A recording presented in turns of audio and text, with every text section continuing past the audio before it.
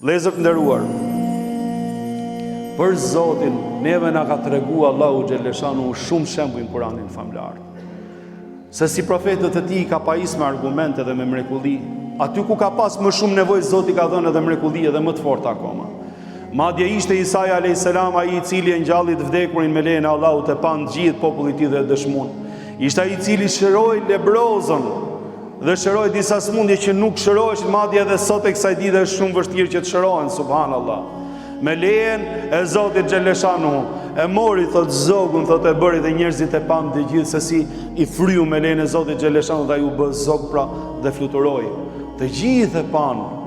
Dhe këto ishin argumente dhe fakte prej Zotit xhaleshanu kur Zoti do me mbështet të vërtetën edhe me i dhon rrugë të vërtetës, aty ku ka më tepër mi nevojë, në ato zemra që janë më të rënuara që Allahu xhaleshanu t'i ngjalli. E lusë Allahu xhaleshanu që të na ngjalli zemrat tona me dritën e besimit, me fuqinë e argumentit edhe të vërtetës. E lusë Allahu xhaleshanu që neve na japi edhe të na dhurojë dashuri për të, për profetin e tij, për të vërtetën, për të gjithë profetët, për librat edhe shpalljet e shenjta. Amin.